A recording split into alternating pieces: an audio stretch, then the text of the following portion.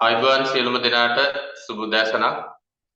මාව හොඳින් ඔබට ඇහෙනවා සහ පේනවා නේද? ඔව් සර්. ඔව් සර් අයිබෝන්. ඔව් සර් පේනවා. හරි. දැන් අද අපි අලුතින්ම ආරම්භ කරන්න හදන්නේ ලංකාවේ ප්‍රථම වතාවට ජ්‍යොතිෂ මනෝවිද්‍යා උපදේශනය පන්තිය. කියන්නේ මෙහි ආරම්භක දින දේශනේ තමයි අද තියෙන්නේ. එතකොට බොහෝ වෙලාවට අපිට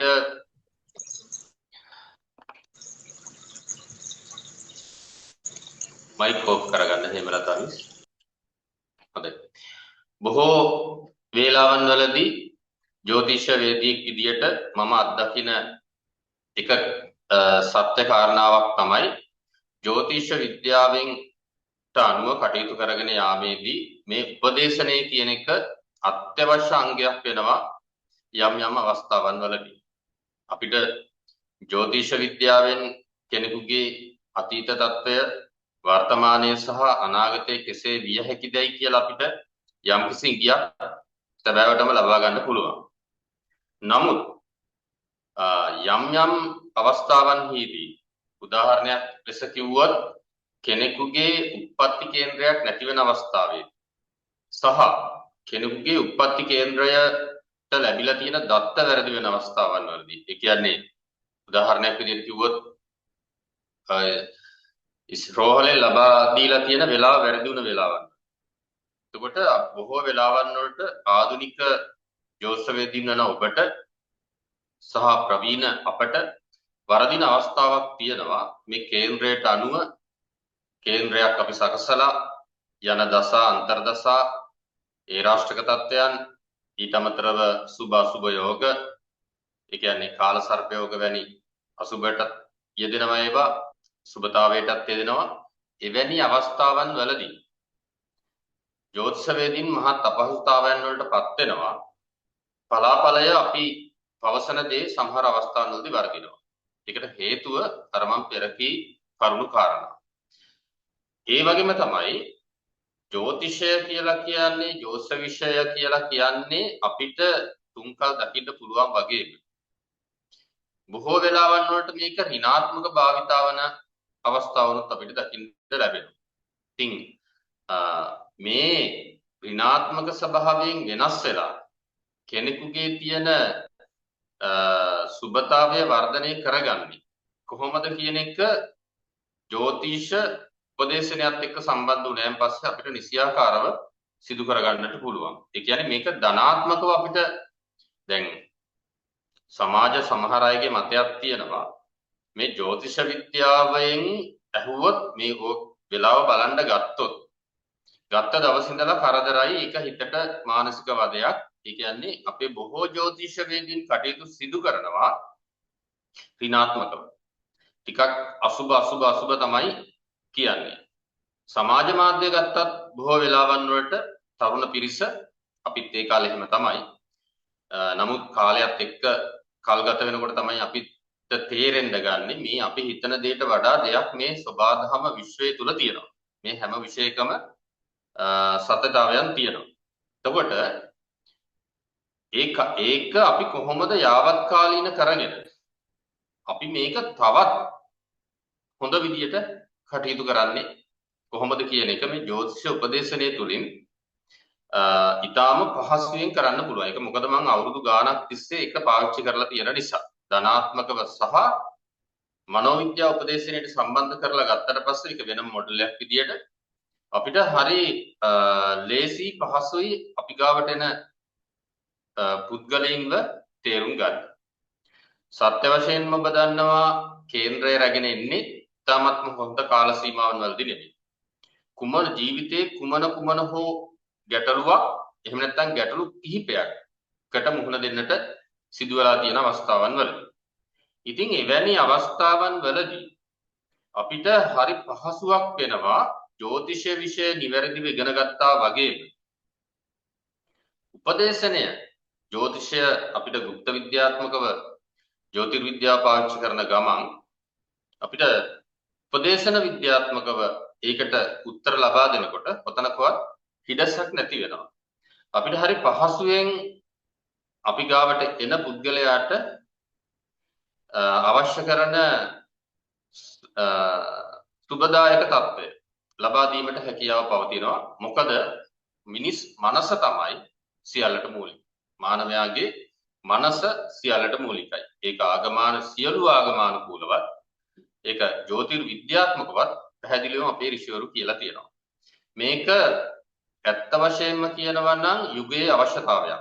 ඉතින් මේකට මුලින්ම අත්පොත් තියන්නට ඔබට අවස්ථාව ලැබිලා තියෙනවා. මේක ඉදිරියේදී මේක තව දුරට ව්‍යාප්ත කරගෙන යන්න මම බලාපොරොත්තු වෙනවා. මේ ශ්‍රී ලංකාවේ පළවෙනි වතාවට තමයි ජ්‍යොතිෂය සහ මනෝවිද්‍යා උපදේශනයේ සම්බන්ධ කරලා පන්තියක් සහ ඔබට ඒ දැනුම ලබා දෙන්නේ.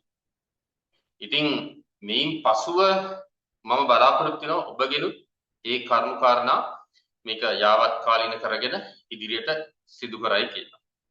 ඉතින් මේ පාඨමාලාවේ මම අන්තර්ගතය ඔබට නැවත මතක් කිරීමක් කරන්නම්. මූලික වශයෙන් හැඳින්වීම සිදු කරනවා කියන්නේ ජ්‍යොතිෂ මනෝපදේශනය කියන්නේ මොකක්ද කියන එක හා සම්බන්ධව. ඒ වගේම සම්ප්‍රදායික ජ්‍යොතිෂය සහ උපදේශන ක්‍රම අතර වෙනස. ජ්‍යොතිෂය තියෙනවා, උපදේශනය තියෙනවා, මේ දෙක අතර වෙනස මොකක්ද කියන එක ගැන ඔබට මේ පාඨමාලාව තුලින් සම්පූර්ණයෙන් පැහැදිලි කිරීම සිදු කරනවා. ඊට පස්සේ උපදේශකයෙකුගේ වගකීම. ජ්‍යොතිෂ උපදේශකයෙකුගේ මොකක්ද වගකීම? මේකට ethics එහෙමත් නැත්නම් අපේ ආචාර ධර්ම පද්ධති. ඒ හා සම්බන්ධව මේ පාඨමාලාවට අඩංගුයි. මේවා ගැන දීර්ඝව සාකච්ඡා කරනවා. ගැඹුරු දේවල් අපිට ජ්‍යොතිෂයේ වාගේ අර ගණන් හදලා ඒවා නැති වුණාට මේක අපිට සාකච්ඡාමය මාර්ගයෙන් සහ නෝට්ස් වෙනම අපිට ලියලා පැහැදිලි කිරීමේ කරුණු කාරණා තියෙනවා. ඉතින් මේක ටිකක් හරි මනෝවිද්‍යාත්මක යන නිසා හරි රසක් හරි රහට ඔබට ඉගෙන ගන්නට පුළුවන් වෙයි. ඒ වගේම රහස්‍යභාවය අර ඉස්සරලා කිව්වා වගේම ආචාර ධර්ම වලට ඒක සම්බන්ධ වෙනවා. මේකේ තියෙන රහස්‍යභාවය මොකක්ද?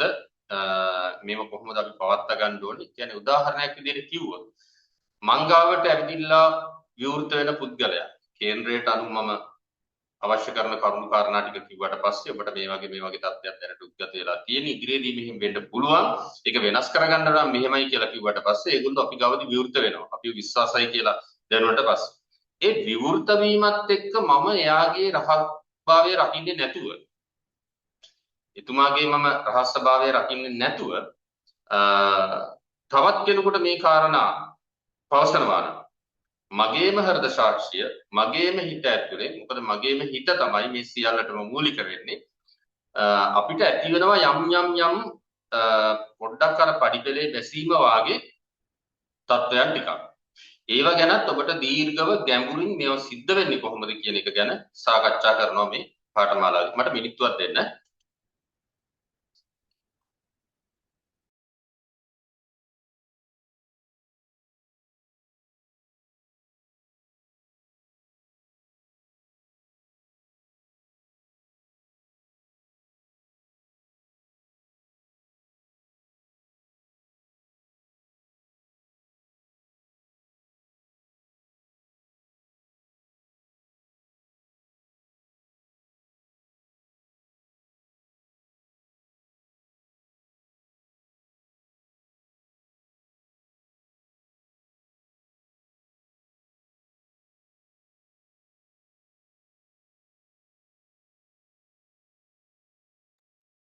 හොඳයි.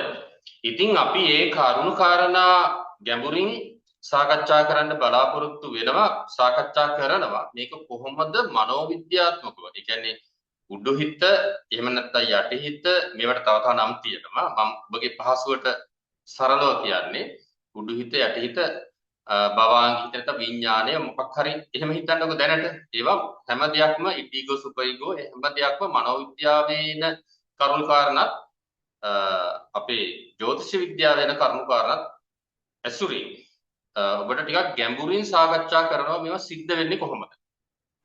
තව ටිකක් මම උදාහරණයක් විදියට කිව්වොත් දැන්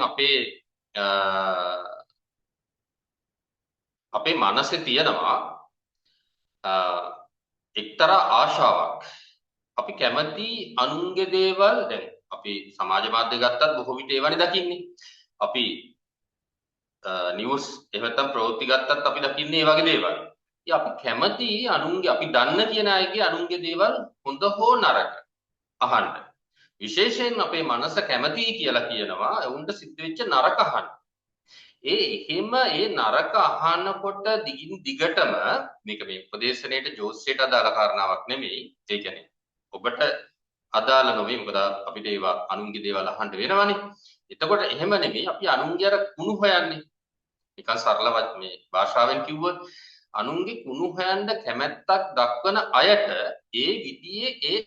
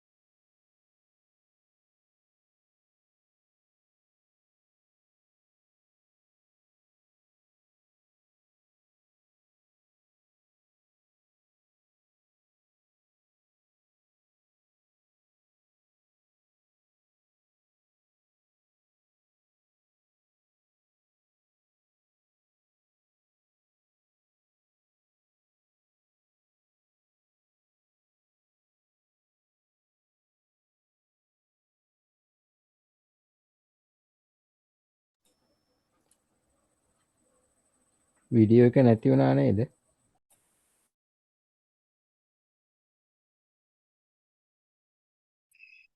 ඕනේ මුකුත් ඇහෙන්නෙත් නැහැ පේන්නෙත් නැහැ. මං හිතන්නේ කරන්ට් එක ගියානේ. සර්වර් අයින් වෙලා හොස්ට් වෙන එක්කෙනෙකුට ගිහිල්ලා කරන්ට් එක තියෙනවා. ගියා මං හිතන්නේ මිස් කරන්ට් එක ගියා මං හිතන්නේ. සර් ක්ලාස් එකේ නෑ. අයින් වෙලා.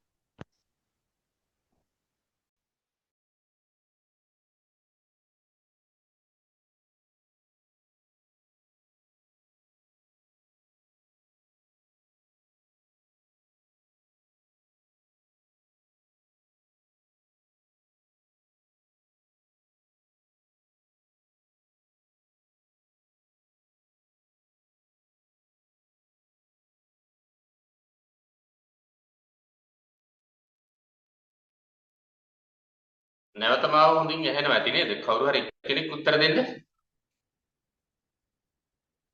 ඇහෙනවා සර්. හොඳයි. මම කතා කරගෙන යන අතරදී සිග්නල් ගැටලුවක් හෝ වෙන මොනවා හරි තාක්ෂණික ගැටලුවක් ආවා. ඒ අතරදී හරි. දැන් නැවත අපි සම්බන්ධ වෙමු. ඒ කියන්නේ අපි සාකච්ඡා කරගෙන ගියේ කොහොමද මේ දැන් මේ උපදේශනය ජ්‍යොතිෂයත් එක්ක සම්බන්ධ කරගෙන කරන්න ඕනේ සිලබස් එක ගැන සිලබස් එකත් එක්ක කතා කරගෙන යද්දී කොහොමද අපි මේ කටයුතු සිද්ධ කරන්න ඕනේ ඇයි එහෙම අපි කරන්න ඕනි කියන හා සම්බන්ධව තමයි කතා කරගෙන ගියේ.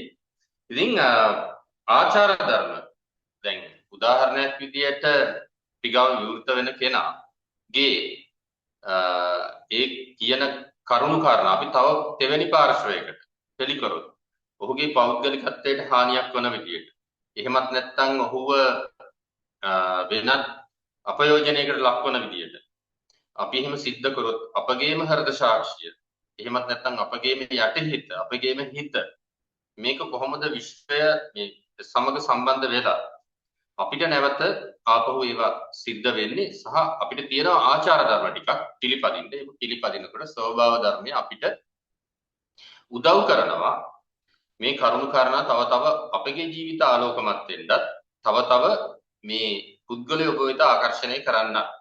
එතකොට මේ හැම දෙයක් ගැනම ඔය දැනට මම කියපු පාඨමාලාවේ අන්තර්ගතය හා සම්බන්ධව දීර්ඝව ගැඹුරින් එකින් එකට සාකච්ඡා කරනවා. ඒ වගේම අපිට මෙතුලින් අපි ගාවට එන පුද්ගලයා නිරීක්ෂණය කරලා සහ ඒ කතා කරන දේවලුත් එක්ක කොහොමද මනෝවිද්‍යාව උපදේශනයේ සම්බන්ධ කරගෙන මේක ජෝතිෂයට අපි ඇප්ලයි කරගන්නේ කොහොමද කියන එක ගැන ඒ පුද්ගලයාව තේරුම් ගැනීමටත් මේක බොහොම වැදගත් වෙනවා මේ පාඨමාලාව ඔබට මේක වෘත්තිමය වශයෙන් පමණක් නෙමෙයි ඔබගේ පුද්ගලික ජීවිතයටත් බොහොම වැදගත් ඔබගේ ස්වාමි භාර්යාව වශයෙන් දුවා දරුවෝ ඔබ ඇසුරු කරන පුද්ගලයෝ ඒ හැම කෙනාම තේරුම් ගැනීමටත් කොහොමද අපේ මනස ක්‍රියාත්මක වෙන්නේ කියන ඒ හැම පැත්තටම මේක බොහොම වැදගත් වෙනවා. ඒ වගේම තමයි මනෝවිද්‍යාවේ මූලික සංකල්ප මනස හැඟීම් සහ සිතුවිලි සම්බන්ධව සම්පූර්ණම ඉගැන්වීම සිදු කරනවා. බිය, කෝපය, ඒ වගේම අපිට ඇති වෙන අනිකුත් ඍණාත්මක ඊර්ෂ්‍යා, වෛර, තරහ, ක්‍රෝධ, මද, මාන ඔය කියන සියල්ල ගැනම මේවා අපි හඳුනාගන්නේ කොහොමද? මේ හේතුයෙන් ඇති වෙන ආතතිය. ඒ කියන්නේ අපි ඍණාත්මක ලෙස පුද්ගලයේ කටයුතු සිදු කරද්දී ඒ හේතුව නිසාම අපේ චිත්තසංතානයේ අපිටත් ඇති වෙනවා යම්කිසි ආතතියක් වගේම ඒ පුද්ගලයින්ටත් නොදන්නාකම නිසා ඒ தත්ත්වයටපත් වෙනවා. එතකොට අපිට ඒගොල්ලන්ව වක්‍රාකාරව ඒගොල්ලන්ට එකෙල්ලේ සමහර අයට මේක පැහැදිලි කරලා දෙන්න බෑ. ඒගොල්ලන්ගේ මනෝභාවය අපි තේරුම් ගන්න ඕනේ. තේරුම් අරගෙන සමහර අයට වක්‍රාකාරව සමහර අයට එකෙල්ලේ ඒක කරන්නේ කොහොමද කියන එක මේ පාඨමාලාවෙන් ඔබට සම්පූර්ණයෙන් පැහැදිලි කරලා දෙනවා. ඊට අමතරව ළමා කාල මනෝවිද්‍යාව ළමා කාලයේ කියන්නේ අපිට දැන් චයිල්ඩ් සයිකොලොජි වෙනම තියෙනවා. එය නෙමෙයි මේක ජ්‍යොතිෂයට සම්බන්ධ කරලා තමයි උගන්වන්නේ කොහොමද බොහෝ විට పూర్ව ළමාවිය සංවර්ධනය නොවුනහම චර්යාත්මකව පුද්ගලයෙක් තුළ ඇතිවෙන ගැටලු කිහිපයක් ලොකුනාට පස්සේ කියන්නේ කුඩා කාලයේදී ඇතිවෙන పూర్ව ළමාවිය සංවර්ධනය නොවීම හේතුවෙන් පුද්ගලයා වැඩිවියටපත් වුණාට පස්සේ ඇතිවෙන ගැටලු කිහිපයක් තියෙනවා. එතකොට ඒ සමහර දේවල් අපිට කේන්ද්‍රයෙන් අහුන වෙන්න පුළුවන්. සමහර දේවල් බොහෝ විට කේන්ද්‍රයටත් බලන්නේ කර්මානුරූපීව ඒ කුඩා කාලේ මෙහෙම වෙන්න පුළුවන් කියන එක. ඒකට ඔය ලොකු අපස්කරයක් තියෙනවානේ මේ තුල. ඔය සියල්ල එකවර විශ්ලේෂණය කරගන්න, එකවර අවබෝධ කරගන්න, එකවර ඔබට ජ්‍යොතිෂය හදාරලා එකවර මේ සියල්ල ඔබගේ මනසට ඇතුළු කරගන්න අපහසුයි. එතකොට මේ සියල්ල මනෝවිද්‍ය මම මේ කියලා දෙන ක්‍රමවේදයත් එක්ක සම්බන්ධ කරලා බලාපලයත් එක්ක සම්බන්ධ කරලා කටයුතු කරනකොට ඔබට හරි පහසු වෙනවා. ඔබ ගාවට එන පුද්ගලයා අඳුනගෙන ඒ කරුණු කාරණාත් එක්ක ඒ ජීවිතයට ඇප්ලයි කරගෙන පස්සේ සාර්ථක බලාපලයක් සහ මෙතන වැදගත්ම දේ බලාපලය නෙමෙයි. වැදගත්ම දේ බලාපලය නෙමෙයි. අපි ළඟට එන කෙනාගේ තියෙන ගැටලුව හඳුනාගෙන ඒ ගැටලුවට අවශ්‍ය කරන සාර්ථක පිළිතුර තමයි වැදගත්ම දේ. හොඳින් මතක තියාගන්න. සාර්ථක බලාපලයක් අපිට අවශ්‍ය කරනවා. ඒ එන කෙනාගේ විශ්වාසය දිනා ගන්න. හැබැයි සාර්ථක බලාපලයක් විතරක් කරාට වැඩක් වෙන්නේ නැහැ. එතුමා මගේ ගැටලුවට ගැටලුව හරියටම කිව්වා කියලා. හැබැයි ගැටලුවට පිළිතුරක් නැත්තම් ඒක ප්‍රශ්නයක්. සමහර අවස්ථාවන් වලදී බෝධි පූජා අනිකුත් සාන්ති කර්ම සියල්ලම සිදු කරලා සමහර අයට පිළිතුරක් ලැබෙන්නේ නැහැ. මොකද ගැටලුව තියෙන්නේ මනසේ නම්. එතකොට ඒකට අපිට අවශ්‍ය කරනවා බෞද්ධ දර්ශනය අනුව හෝ එහෙමත් නැත්නම් වෙනත් ආගමානුකූලව හෝ එහෙමත් නැත්නම් අපිට මනෝවිද්‍යාව උපයෝගී කරගෙන ඒ ගැටලුවට පිළිතුරු ලබා දෙන්න. ඒක එකෙල්ලෙම වෙන්නත් පුළුවන් පෙර කිව්වා වගේ. එහෙමත් නැත්නම් වක්‍රාකාරව වෙන්නත් පුළුවන්. ඒ හැම දෙයක් ගැනම දීර්ඝව සාකච්ඡා කරනවා සහ ඔබට උගන්වනවා. ජ්‍යොතිෂය සහ මනස කොහොමද ඊගාව අපේ පාඩමේදී ජ්‍යොතිෂය සහ මනස සම්බන්ධ වෙලා එකට යන්නේ කොහොමද කියන එක ගැන සාකච්ඡා කරනවා. ග්‍රහ බලපෑම් කොහොමද මනෝ ස්වභාවයට බලපාන්නේ. සැබෑවටම බොහොම සරලව ඔබට එකෙල්ලේම තේරුම් ගන්න පුළුවන් දෙයක් තමයි සඳුගේ බලපෑම. හොඳින් ඔබ ඒ කියන්නේ අපි හැමෝටම බෞද්ධ දර්ශනයේ සැබෑ බුදුරජාණන් වහන්සේගේ ධර්මය අනුව කියනවා බොහෝ වෙලාවල් වලට අපි හැමෝටම කුමන හෝ මානසික ගැටලුවක් තියෙන්න පුළුවන්. ඔව්.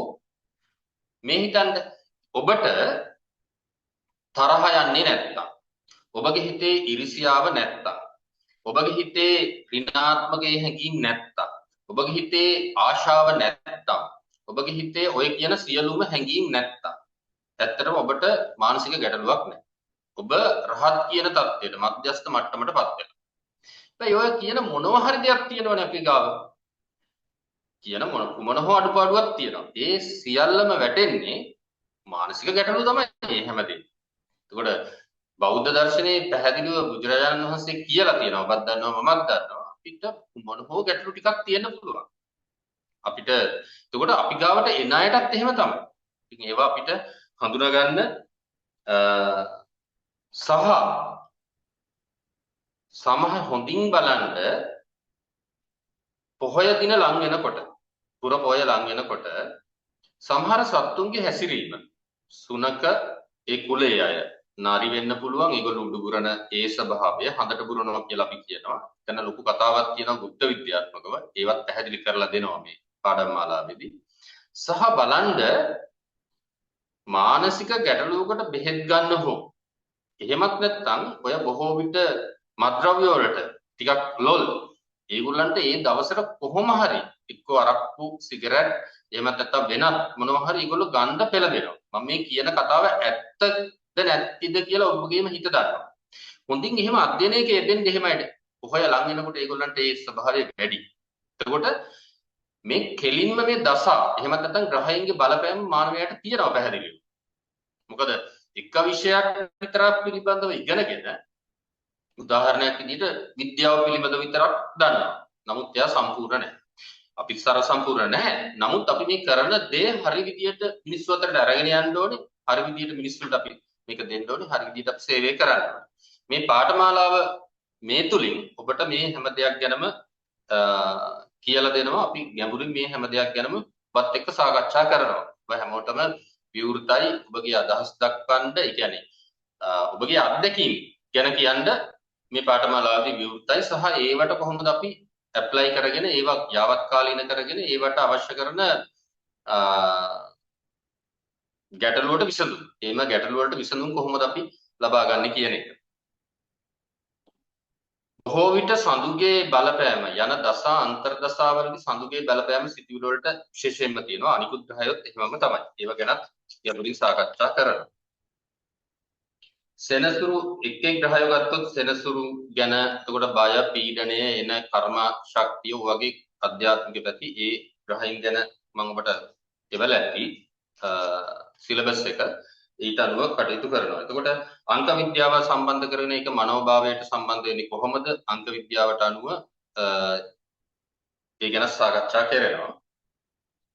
සම්බන්ධතා මනෝපදේශනයේ වෙනම ආදරය සහ විවාහ ගැටලු අපිට සාමාන්‍යයෙන් ඊගෝ ක්‍රියාත්මක වැඩි වුණාම මමත්වය කියන එක හා සම්බන්ධව මේ පාඨමාලාවේ අපිට කියලා දෙනවා. වෘත්තීය සහ මුදල් සම්බන්ධ මනෝපදේශනය කොහොමද කරන්නේ කියන එක, ආත්මීය සහ කර්ම සම්බන්ධව උපදේශනය බොහෝ වෙලාවල් වලට අවසන් ප්‍රායෝගික ඇගයීමේදී ඔබට මම කොහොමද කේන්ද්‍ර දෙක තුනක් ආශ්‍රයෙන් ඒගොල්ලන්ට අපි පලාපල කතනය කරනකොට මනෝවිද්‍යා උපදේශනයේ සම්බන්ධ කරගෙන ජෝතිෂ මනෝවිද්‍යා උපදේශනයේ සම්බන්ධ කරගෙන කොහොමද ඒගොල්ලෝ එක්ක කතා කරන්නේ මේ හැම දෙයක්ම ප්‍රායෝගිකව මේ පාඨමාලාව තුලින් කතා කරන්න බලාපොරොත්තු වෙනවා සහ උගන්වීම සිදු කරනවා. ඒ වගේම ඔබට මේ පාඨමාලාව සාර්ථකව නිම කරන හැමතෙම ඔබගේ නමට ඉදිරියේ ඇස්ට්‍රොලොජි කියන්නේ ජ්‍යොතිෂ මනෝ විද්‍යා උපදේශකවරයෙක් විදියට කටයුතු කරනවා කියලා පාවිච්චි කරන්න පුළුවන්. මගේ සහතික පත්‍රයට අනුව මේක මම බලාපොරොත්තු වෙනවා ඩිප්ලෝමා එකක් විදියට යාවත් කාලෙ කරලා දෙන්න. ඒකට නිර්ණායක ටිකක් තියෙනවා. ඒ ටික සපුර ගත්තට පස්සේ. නමුත් ඔබට සහතික පත්‍ර පාඨමාලාවේදී ඊට අදාළව ඔබගේ නමට ඉදිරියෙන් කිසිම නීතිමය ගැටලුවක් නැහැ. පාවිච්චි කරන්න පුළුවන්. ඉතින් ඔය කාරණා ටික තමයි මට ඔබට අද දිනේදී පැහැදිලි කරලා දෙන්න තියෙන්නේ. ඔබට මොනවා හරි මේ සම්බන්ධව දැනගන්න යමක් තියෙනවා නම් මගෙන් අහන්න. මට පුළුවන් ඔබට උත්තර දෙන්න.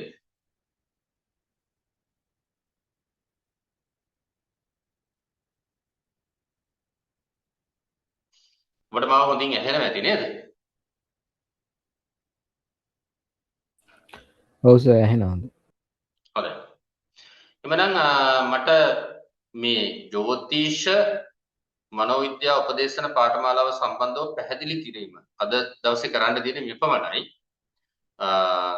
සියලුම මම බලාපොරොත්තු වෙනවා කේන්ද්‍රවල අපි ඔබ දැන් බොහෝ දෙනා දන්නවා ඉගෙනගෙන තියෙනවා කොහොමද කේන්ද්‍රයක් හදන්නේ කේන්ද්‍රය කියන දසා අතුරු දසා ඒ රාෂ්ට්‍රක තත්ත්වයන් කාල සර්පයෝග ගොඩක් දේවල් මට ගොඩාක් විස්තර සාකච්ඡා කරගෙන යන්න ඕනේ හැම දෙයකටම මේක ඇප්ලයි කරන්නේ කොහොමද සම්බන්ධ කරගෙන මේ අනුව කටයුතු කරන්නේ කොහොමද යාවත් කාලනෝ කටයුතු කරන්නේ කොහොමද කියලා මේ පාඨමාලාව තුළින් සම්පූර්ණ ඉගැන්වීම සිදු කරනවා සහ සාර්ථකව ඒගොල්ලන්ගේ ගැටලුවට පිළිතුරු සපයන්නේ කොහොමද කියන එක හැම පැත්තකින්ම මේ පාඨමාලාවදී උගන්වනවා. ඔබට මොනවා හරි ගැටලු තියෙනවා නම් ඉදිරිපත් කරන්න පුළුවන් අහන්න පුළුවන්.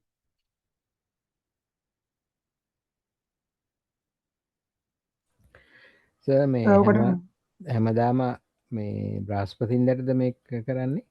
නෑ මහත්මයා මම බලාපොරොත්තු වෙන්නේ මේ පාඨමාලාව බොහෝ අයට සජීවීව සම්බන්ධ වෙන්න බැරි වෙයි. නමුත් හැකි අයට මට ඉඩ ලැබෙන විදියට සතියේ දින දෙකක් හෝ එක දිනක් මාස 6ක කාල සීමාවක් ඇතුළත ඉවර කරන්න තමයි බලාපොරොත්තු වෙන්නේ.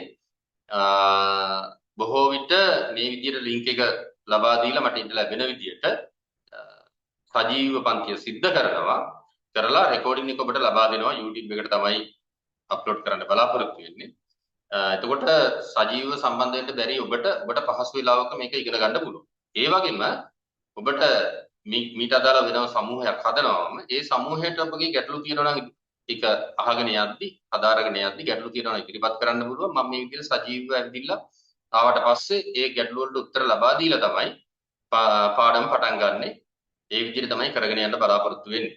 එතකොට කිසියෙකුට ගැටලුවක් ඇති නොවන විදිහට මේක කරගෙන යන්න පුළුවන් වෙයි. මොකද රාත්‍රියට පන්ති කරන එක මට පොඩ්ඩක් ගැටලුවක් වෙලා තියෙනවා. මොකද කන්නාඩි පාවිච්චි කරන්න ඕනේ ස්ක්‍රීන් දිහා එක්ක ෆෝන් එක දිහා එහෙම නැත්නම් මේ කම්පියුටර් එකේ ස්ක්‍රීන් එක දිහා ඒවා ස්වභාවික නෑනේ. ඒ හේතුවත් එක්ක දීර්ඝ කාලිනව අපි ඒවා අපේ වයසත් එක්ක ඉන්න හොඳ නැහැ. හොඳත් නැහැ. ඒකේ ඒ හා සම්බන්ධ ගැටලු ටිකකුත් ඇති වෙලා තියෙන නිසා තමයි එහෙම කරන්න හේතුව. ඔකට මේ අපි කොහොමද ගාස්තු ගෙවන්න ඕනේ? ඔබට දැන් ඔබ මේ පන්තිව දැන් මේ සම්බන්ධ වෙන්නේ ඔක්කොම මගේ පන්ති වලට සම්බන්ධ වෙලා ගාස්තු ගෙවීම කරමින් ඉගෙන ගන්න ඔබනේ. මම බලාපොරොත්තු වෙන්නේ ඔබගෙන් මුදලක් අය නොකර මේක උගන්වන්න. ඔබ ස්තුතියි සර්. අලුතින් සම්බන්ධ වෙන අයට මම බලාපොරොත්තු වෙනවා මේක අලුතින් පිරිසක් සම්බන්ධ වෙන්න. මොකද මම හිතන විදිහට මේක හැම ජ්‍යොතිර්වේදියෙක්ම දැනගත යුතු විෂය මාලාවක්. මොකද හේතුව ජ්‍යොතිර්වේදීන්ගෙන් ජ්‍යොතිෂයට වෙන හානිය වැඩි. ජ්‍යොතිර්වේදීන්ගෙන් ජ්‍යොතිෂයට වෙන හානිය වැඩි. මේක විශ්වාස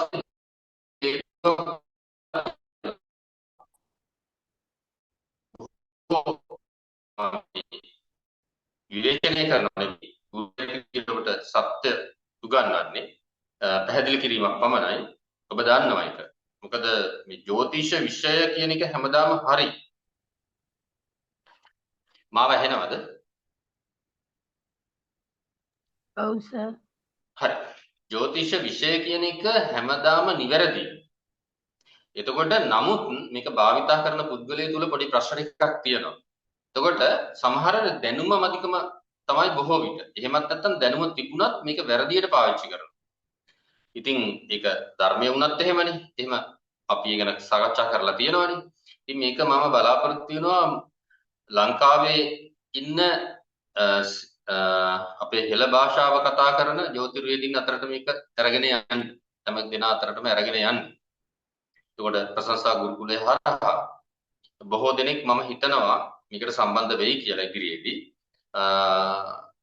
ඉතින් එහෙම තමයි කරගෙන යන්න බලාපොරොත්තු වෙන්නේ දිගටම. ඒ නිසා ඔබගෙන් මම මුදලක් බලා මගේ පන්ති වලට සම්බන්ධ වෙච්ච පරණ අයත් මේකට සම්බන්ධ වෙයි. මුදලක් බලාපොරොත්තු වෙන්නේ නැහැ. අන්න එකකින් යම් කිසි මුදලක් ටික බලාපොරොත්තු වෙනවා මම ඉදිරියේදී කියන්නම් කොහොමද කියලා.